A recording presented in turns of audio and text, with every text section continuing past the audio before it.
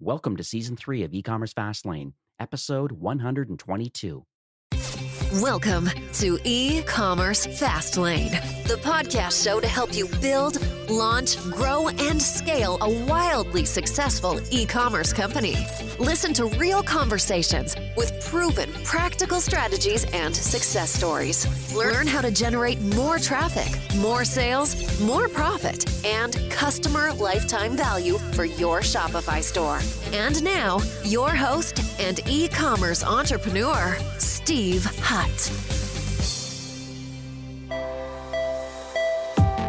This episode is brought to you by Grin, the #1 influencer marketing software solution that's built for direct-to-consumer brands on Shopify. They're an all-in-one relationship management platform that helps you cultivate an authentic influencer network and a more valuable brand. From discovery and outreach to campaign management, Grin streamlines your workflow, removing the busy work while giving you the tools to help you grow and scale your program. From influencer recruitment, communication, product seeding, discount codes, and affiliate links, including content and rights management, sales and tracking, and influencer payments, Grin helps you do it all. Smart brands truly understand that creating an emotional connection with your consumer drives up lifetime value, because what you end up doing is building a stronger brand. You create diehard fans who come back and purchase from you again and again. Get started today with Grin and make the most of your influencer marketing program with the all-in-one platform that's designed to help you build more authentic, brand-boosting relationships. So go check them out at grin.co. Hey there, it's Steve, and welcome back to the E-Commerce Fastlane podcast. Now, if this is your first time listening, this is an e-commerce show where we have honest and transparent conversations about building and thriving with your store powered by Shopify or Shopify Plus. New episodes are available each week with your favorite podcast player through Apple Podcasts, Stitcher, Google Play, and Spotify, or you can also sign up online at ecommercefastlane.com to be notified when a new show is being released. Now, my guest in today's episode is Aning, who is the co-founder and CEO from a company called Malomo. That's Malomo. And they're a post-purchase marketing app that helps brands on Shopify turn order tracking from kind of a stale experience, which is typically handled by the carriers, into a branded marketing channel. I know over the past few years, Malomo has helped Shopify brands to track millions of packages and drive millions, I'm going to make sure I emphasize that, in repeat revenue from their transactional shipping notifications to their customers. So really exciting and very timely. So let's jump in, learn more about Malomo and why a post-purchase experience is so vital to a brand trust and to loyalty for companies that are making their home on Shopify. So hi, welcome to E-Commerce Fastlane. Yeah, thanks for having me, Steve. I'm very excited to be here. Cool. Now, I did mention a tiny bit at the top of the show about what Malomo does and I guess almost its unique selling proposition to the market, but I'd love to hear it in your own words, more on a high level. What does Malomo do and what problem, I guess in this case problems, are you attempting to solve for Shopify store owners and brands? Yeah, absolutely. So yeah, like you said, we are a shipment tracking platform for e-commerce merchants. And when we started off, like the biggest problem that we heard from merchants when we were trying to think through the concept around, what's some of the biggest pain points you have after somebody buys a product from you, the number one thing that we heard was that our customers continue to ask us, where is our order? Like it's the number one support ticket we get. And it's interesting because it seems like that would be like the easiest question for a merchant to answer, but yet it obviously is not. It's just a pain point for most brands. And I think the big reason is that merchants don't have control over that part of the customer experience. We've seen on average that consumers will look at tracking about 4 to 5 times with each order. So you think about that, they're obviously like they're feeling two emotions. They're anxious, they're nervous about where their order is. They hope it's going to arrive, but they're also super excited. They really want to know where that package is. So that drives a ton of engagement. What we often tell our merchants is, if you're shipping, let's say 10,000 orders, or even 1,000 orders, that's, 40 to 50,000 brand impressions that you're delivering to your customers. And you're either you're amplifying a really great experience or you're amplifying a terrible experience our thesis has been, let's give retailers back control over that customer experience, that part of the journey, and then use that engagement that they're seeing to drive other outcomes for the brand, and as far as like remarketing to those customers who just bought from you. So let's talk about your journey. I'm always fascinated why people build what they build, like this whole journey around building a B2B, a SaaS company to help other companies is so interesting to me. So are you able to talk about, I guess what uniquely positions you and your co-founder, I guess, on a couple different points. Number one, to have the desire, and number two, I guess, to have the expertise to want to create this platform. So my co-founder and I, we ran a dev build agency, and we worked a ton with Shopify merchants, consumer focused brands, and other like B2B SaaS companies, and we just spent a ton of time in this space, really helping merchants figure out like, how do you build these next gen consumer experiences. We also spent a lot of time in the logistics space. So one of the products that we built was an Uber clone for a company that did kind of public transport. You could see a public bus on a mobile app when it's going to arrive at a particular stop. We cut our teeth and like just spent a lot of time in like the challenges with moving physical goods in the real world and how you track those things. We just really love the space. Whenever we worked with more consumer focused companies who are kind of just doing something in the e-commerce space, we did like a wholesale review of the platforms and technologies that they could use. And we'd always end up, as shameless plug for Shopify, we'd always end up recommending Shopify just because of the amazing developer tools that you all had, and the ease with which we could kind of create the best end consumer experience. I feel like that's what you guys put a ton of focus and effort around, which that helps merchants just be able to connect with consumers in much deeper ways. And so we just love that platform, and it felt like it gave us the ability to really create unique experiences for our customers. That's really, in the early days, how we felt like we were well positioned to build a platform around this space. A little bit like real quick story about kind of my why. I lost both of my parents before I turned 30. Kind of the most difficult, 5 years of my life. My mom battled cancer. It was a kind of a rare form of cancer, attacked her central nervous system, and she had to stop working, moved home. But she had a kind of an entrepreneurial spirit, and she wanted to keep her mind busy. So she got really into soap making. We had all sorts of soap material in our kitchen for her, just like making these batches. And so whenever, she was going through treatment, people would come to our house and visit with her, and she'd hand out these bars of soap to them. And then they'd launch into these awesome stories. And you could just tell like that relationship like lifted her spirit in those moments that felt very dark. And the name of her soap company was Malomo. So when she passed, I wanted to kind of honor her name and her legacy. And you see that with a lot of merchants where they're inspired by this personal story, and the product that they're selling is almost a souvenir of their mission, right? It's like we've got this overarching goal that we're trying to drive, and our customers are our community and our supporters and helping us get there, and our product is a means to do that. And so we wanted to kind of use that same spirit as, post purchase is a way for you to connect with your customers by telling your story, and that's what Malomo helps you do. Well, your mom sounds like a amazing woman, very resilient, and I have a massive respect for that sort of mindset and just having those entrepreneurial roots. And then I just love the fact that you used, the name of the soap company Malomo, and now have just transferred that over into kind of the next generation. So she's definitely looking down and smiling right now as you continue on with that journey.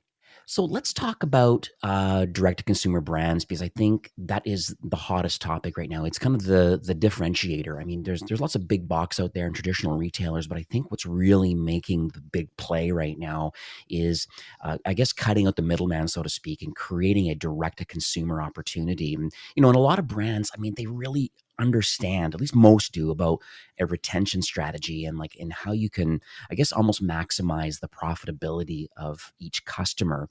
And so maybe you can dig into a little bit about, how Malomo is really helping with that whole customer journey and that whole customer retention strategy. So if you'll indulge me for a little bit, I'll kind of go on a little bit of a sidetrack here, and then I'll bring it back.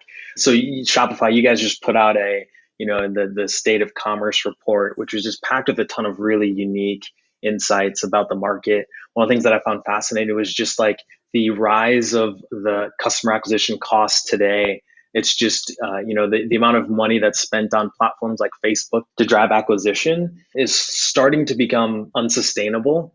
And so we kind of believe that retailers need to very quickly go on the offensive with regards to retention. I think for the most part, merchants think of retention as an afterthought, and they kind of take the stance that they can tack on loyalty after the fact. That focus on acquisition is really that they can focus on acquisition, and then the thought is they can introduce things like loyalty and rewards programs or referral programs, and that's going to be the silver bullet that fixes retention. That doesn't really make sense. If you think about this, I use this analogy a lot. You go to a restaurant, the food is great, but the service is horrendous. It takes forever to get your meal. You have no idea what's going on in the kitchen. Your waiter's rude. They're not refilling your drink. The bathrooms are super dirty. Like the whole experience is just really poor. And then at the end of the meal, that waiter comes back and hands you a punch card for a discount on your fifth meal. Like, no, the likelihood I'm going back to that restaurant for another meal plummets dramatically. And so like you can't really tack on retention. It has to be baked into the entire DNA of the company from day one. So you've got to figure out how to make every single interaction with your customer, no matter how big or small it is, like a mind-blowing interaction, so that when you do go to remarket to them, you're running your email campaigns, your SMS campaigns, your loyalty and rewards campaigns, that those tactics and channels that you're using to communicate with your customers, they're actually receptive to hearing that communication. It's no longer that you have to like figure out an experience that doesn't suck anymore. Like mediocre experiences are now deadly in commerce. You need to figure out how to like make every interaction mind-blowing, because you're fighting, every brand on the internet for the same consumer wallet. And so with Malomo, what we look at post-purchase is it's twofold. It's how do we protect the current purchase from things that are inevitably going to go wrong with delivery, especially today in COVID. We're seeing all sorts of delays, packages being lost, fulfillment issues, right? All of those set the tone with the consumer that you don't really have control over your business. And if you're not communicating with them at all, it leaves a very bad taste in their mouth. So no amount of marketing is going to get them to come back. So what we focus on with post-purchase is how do you use it as a tool to communicate with your consumers at every single step of the customer journey, create that connection with them, right? Let them know that you're there, that you know what's happening when things are going wrong, and that you're actively working to make those things right. And once you set that bar, you then are given permission, right, by the consumer to start to remarket to them in that moment to drive another transaction while they're waiting for their current transaction. So that's what Malomo does. It's a shipment marketing platform, right, that helps you manage the customer experience after you buy by proactively helping you notify customers of their delivery. And then we use that engagement while consumers are looking at that delivery information to drive and spur additional interaction with the brand. It could be driving repeat purchases. It could be just telling the mission or store. It could be driving them to your online communities. But it's really that touch point that opens up the opportunity for remarketing to become that growth engine for you. So the points that I've jotted down here, just as a recap, so you really are to kind of protect, I guess, the existing purchase, deliveries and delays, and just overall having permission to communicate and just and building community around this initial purchase or second purchase or more. And then the second component is the repeat purchase opportunity, because of the fact that people are checking for their tracking number 3 or 4 times during a transaction, to just because they're excited for the product. Yeah, exactly. Yeah. Because it sounds like the native solution in Shopify typically it's kind of a waiting game, so to speak, where you place an order. And even my wife has kind of made this comment recently, make a purchase from a brand, and then, there is just no communication other than, the original auto-generated, thank you for your order, and maybe an invoice of some sort. And then, maybe some information in there about when they should expect the tracking numbers, more information to come. But there's been no follow-up. And we're talking very large brands here, large 8-figure, 9-figure companies. I'm just really shocked that they don't have that sort of kind of post-purchase experience and really multi-touch point, and then understanding and giving authorization, like the consumer giving authorization. Yes, please text me any updates to my order as I go, or give me a link to the Malomo or some other custom landing page for more order confirmation, order detail. Where am I at? And oh, there's an offer for me too because I'm an existing customer. That's so interesting to me. Yeah, yeah, absolutely. I mean, you hit the nail on the head. Like we actually ask a lot of our merchants to, hey, you should go through your own experience, like buy your own product and like just see what you deliver to yourself, right? Like, and a lot of brands are just shocked. They're like, I didn't realize this is what we were kind of showing our customers, and the communication is just, it's not there.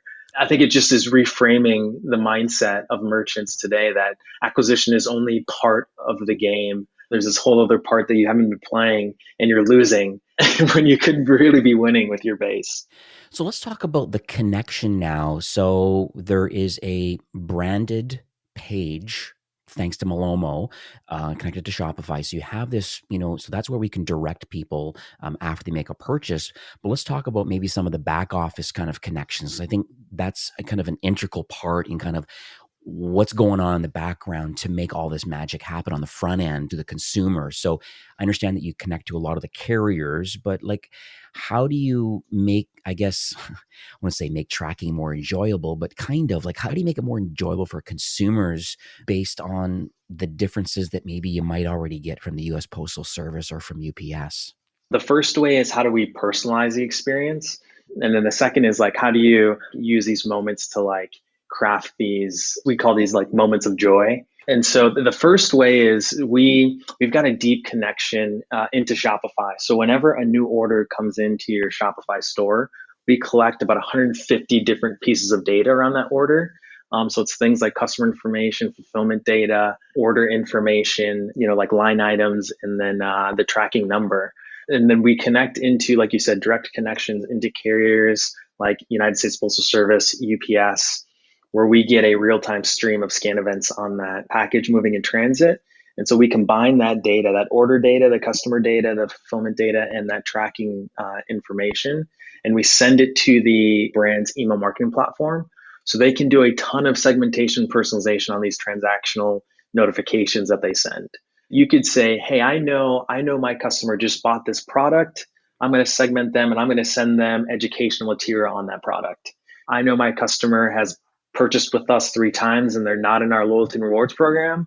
I'm going to promote our rewards program in this transactional email. So it's using that data to really drive these outcomes inside these transactional emails. The beauty of those emails is the open rates are astronomical. They're typically in the 50 to 80% range, where a normal marketing email is in the 10 to 20% range. So that engagement is a key part of this equation of driving that interaction. It's almost like priming the customer for, here's the next step in your journey with us, because we have all this data around who you are. We normalize the tracking information. Like, carriers are notorious for just, not having human friendly words where they tell where your deliveries are. And then they kind of just leave the data at that, right? It's just like, here's a scan event, here's a scan event, here's a scan event. We're trying to get more intelligent, where we're looking at, hey, we know packages that traditionally are shipped with DHL are taking X days longer. So in the email, we might show different messaging to those customers. Our packages go through different experiences when they're international versus domestic, or even getting down to the granular level of, we see that sometimes shipments stall. And if a package hasn't moved in a certain amount of time, like, we should know about that. If our customers reach out, we've already lost. And so trying to use that data in a way that is just a lot more proactive to alert that customer. That last piece is like, how do we create these moments of joy? It's just making those touch points, so especially on the tracking page, is very interactive. So we've got video, like a lot of our brands will show like hype reels of products, like Spirit Hoods has got an amazing just brand video. So when you hit their page, it just like makes you feel like so excited about the product, because you can start to envision what your life's going to look like with this new product in it.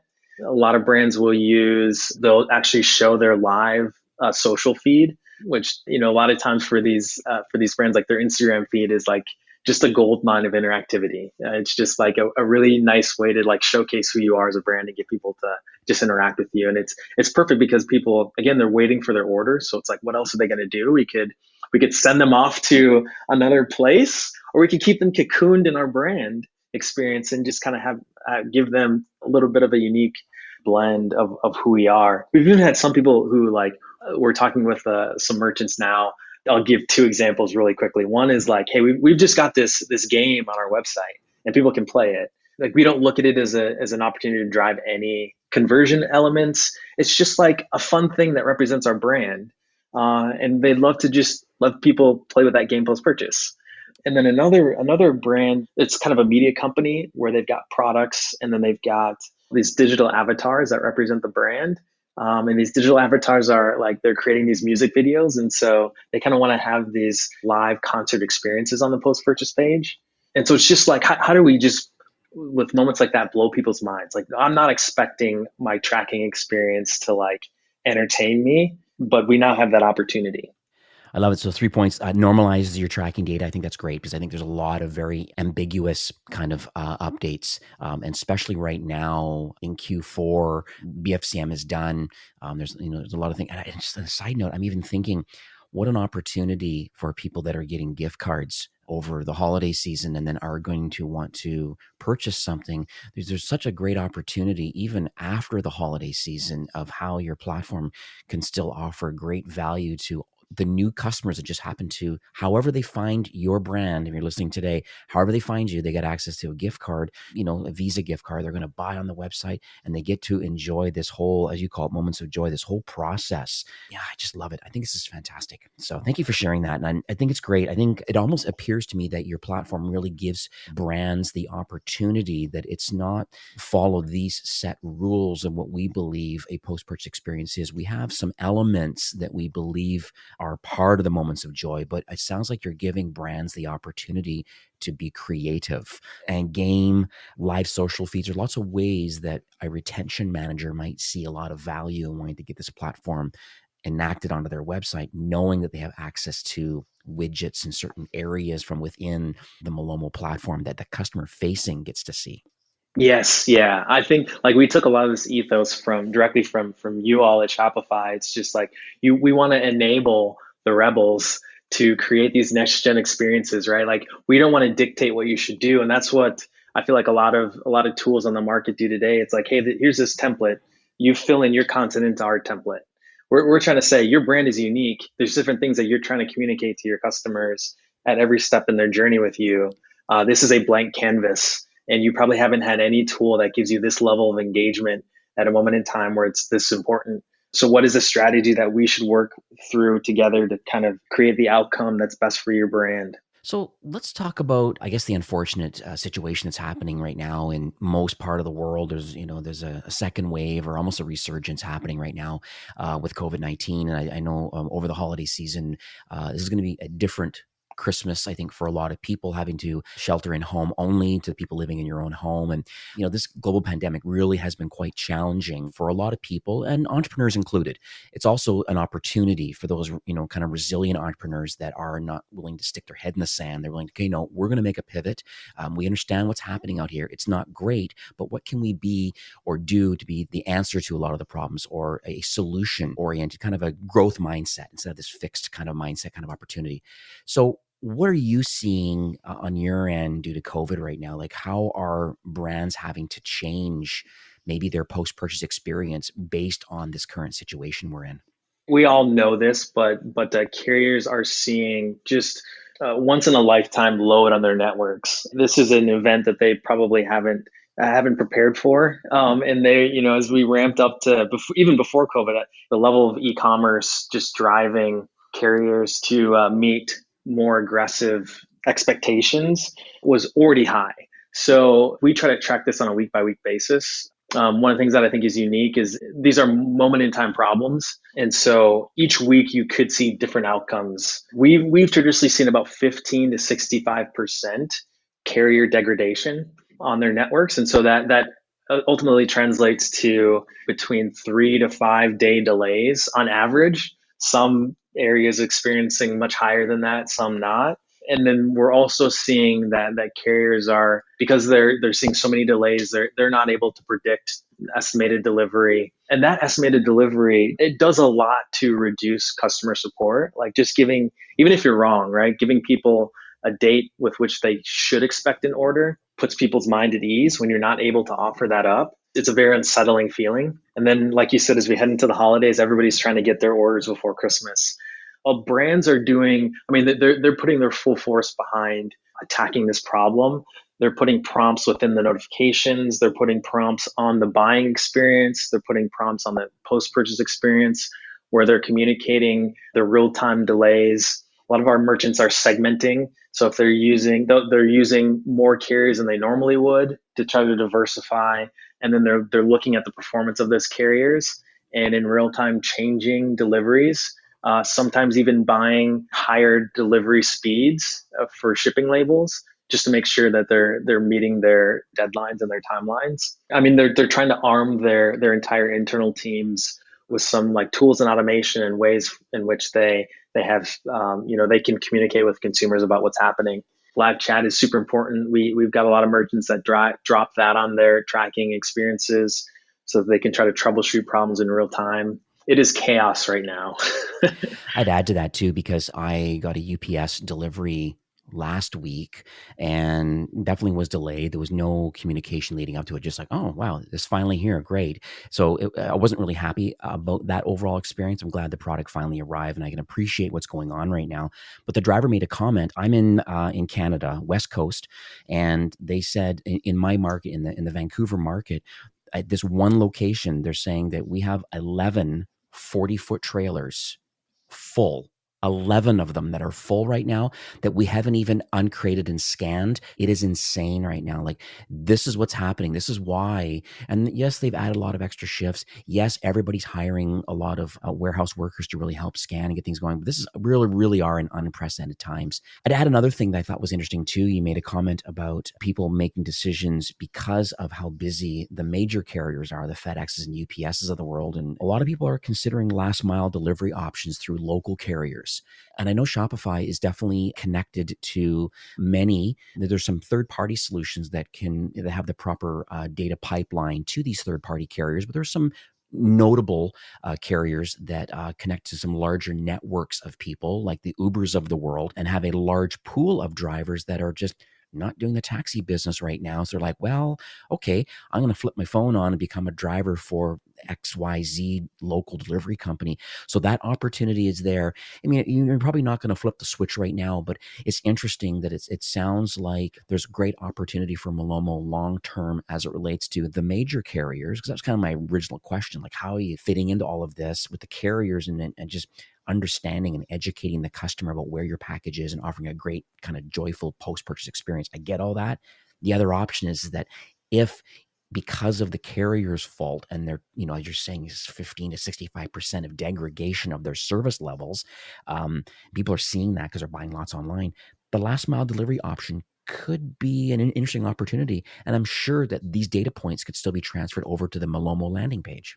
Oh yeah, absolutely. And this is something that we've been talking about this year a lot. And I think you all did a ton of really amazing work when COVID set in, even like buy online, pick up in store, enabling merchants to kind of have that multi-channel experience, just making it easy. But I completely agree. It's interesting, like carriers, a lot of people don't realize this is if you're not in the network, like they share their network.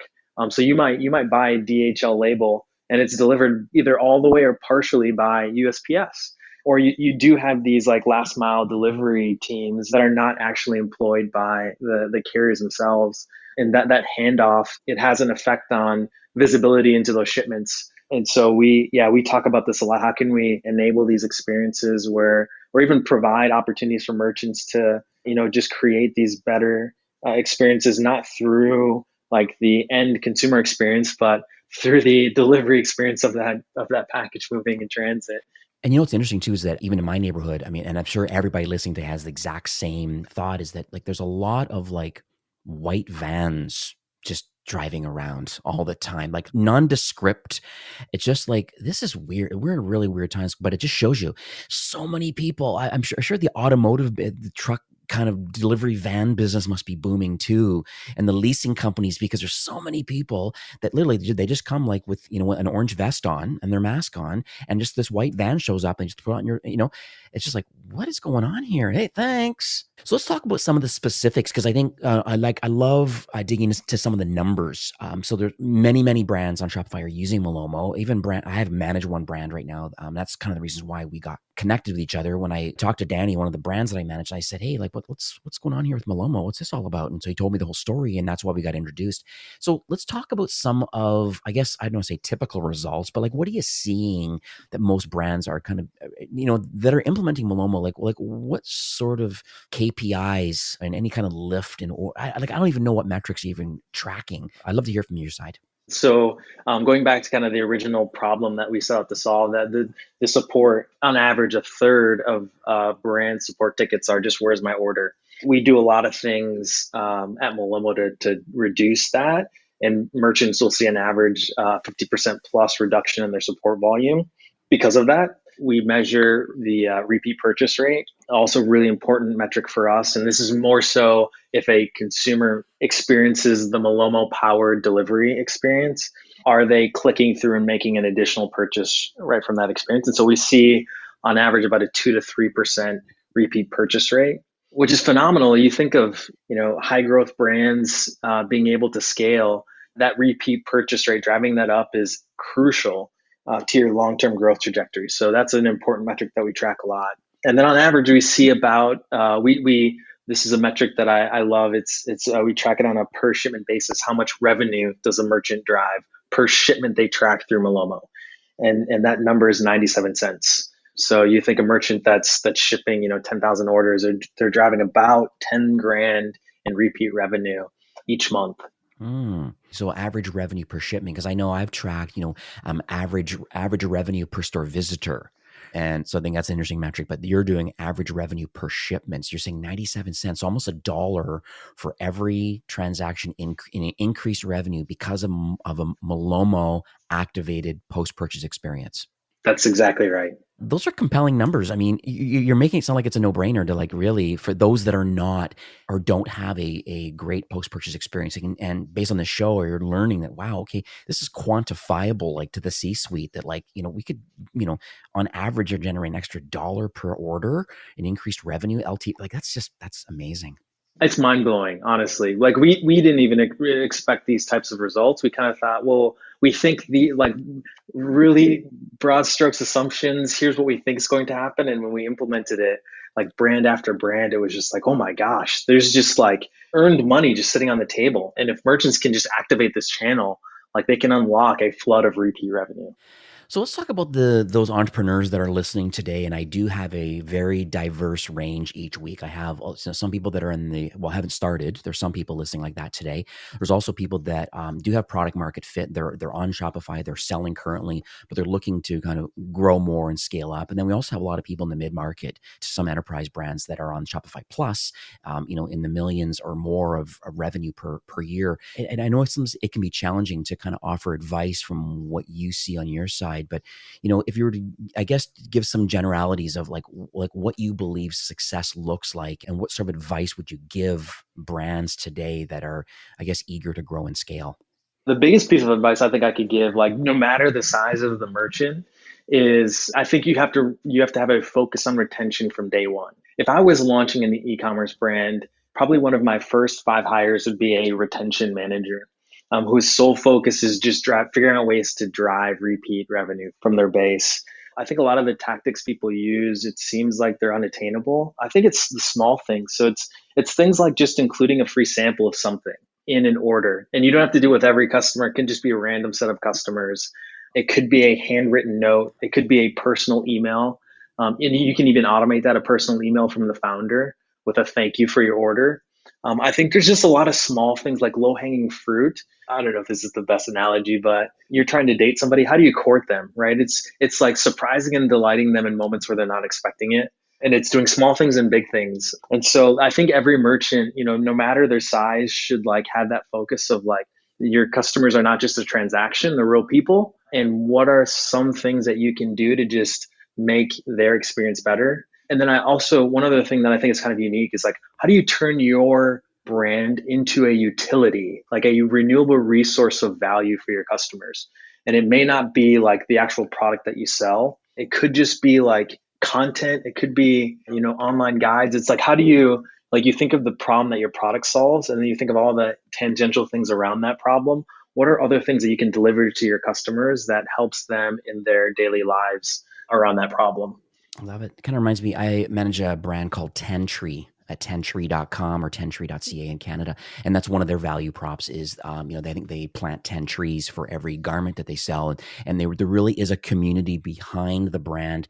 There's millions and like tens of millions, I think 50 million, some trees have been planted and they really are making an impact, but they also are getting into the storytelling side of the actual people that they're actually impacting. So they're not, and I think they're a certified B corporation. So they really are not just profiteers making money in the garment business. They really have ethical manufacturing, and there's a social component, and then an environmental component. So I think all of those pieces together, no wonder 10tree does so well. And I think there's lots of others. There's lots of others doing a very similar type of thing, giving back to the world. And I think it's great to be part of a mission driven. And I wrote some great notes here. And thank you for sharing a lot. This is amazing stuff. So let's talk about the future of Malomo. I mean, the platform, typical SaaS company, you have to, I'm going to say thrive on change, but you have to continue to iterate and improve based on customer feedback and just the demands of customers and just innovation in general. So are you able to share maybe how the platform is going to iterate over time, like moving into 21 now?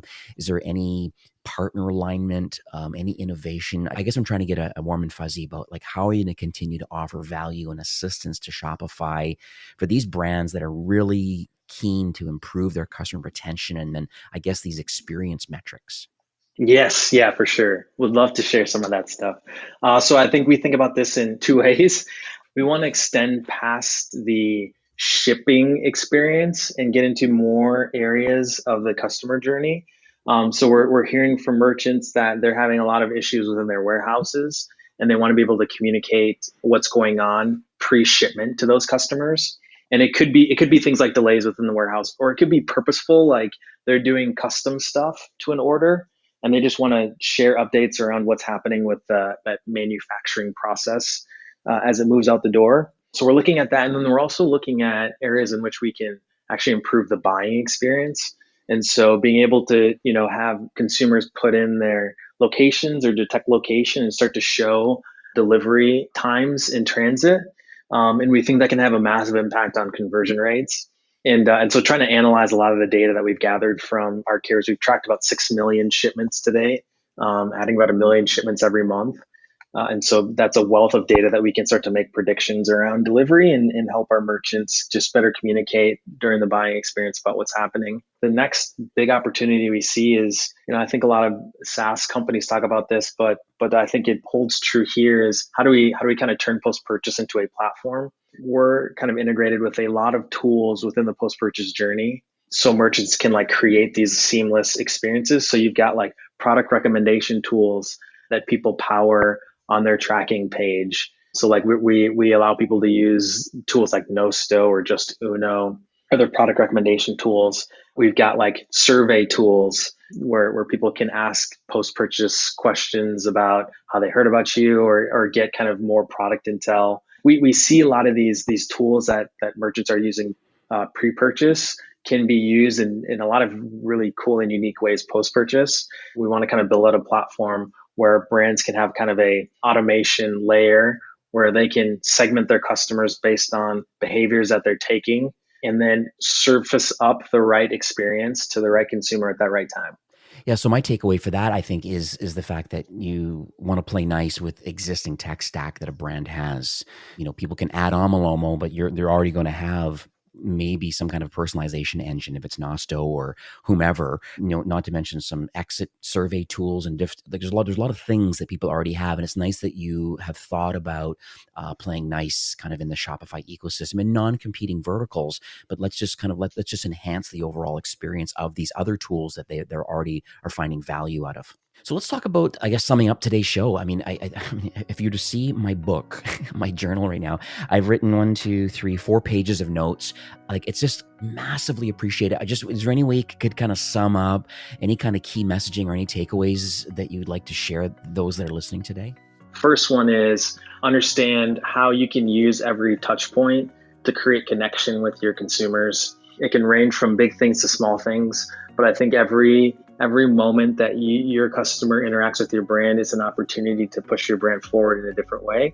So I do wholesale look at touch points across your customer journey, buying and post-purchase. The second is that I think brands need to switch their mindset from being so acquisition driven to having a balance of both acquisition and retention, and just making sure that they're focused on driving repeat revenue as a key goal within the business, and then building out the strategy around how you do that. Sometimes that means sacrificing a short-term order to drive a long-term meaningful relationship. And so I think there's just a need to kind of focus on both of those things. And then the last is almost a shameless plug for Malomo, but more so in general, you don't need to use Malomo to do this. It's just post-purchase is a huge opportunity that people are overlooking. The engagement rates that people have, especially during COVID, are just astronomical. And so there's just different ways that you can use that engagement to drive your brand forward. And I just encourage brands to think about what they're doing after somebody buys, just as much as they are thinking about it when somebody's going through that buying experience. Love it. My takeaway too, and I wrote it down numerous times, was when you use the term moments of joy. I think it's a really good way of positioning what Malomo is all about. We really are to create moments of joy for the customers that are interacting with our brand, and then that builds community. I love it. I really think you're right on point for that. Let's dig into the last part, is how people can learn more about Malomo, the solution, maybe taking the platform for a spin. Yeah, absolutely. Yeah, we work with merchants of all different shapes and sizes. Every e-commerce business, by definition, ships packages, and so everybody deals with this problem. And so at Malomo, we tend to work with merchants that they care about that customer experience, and we work with them to strategize about what's the right journey for your consumers. And so if you're interested in taking Malomo for a spin, you can just head to gomalomo.com,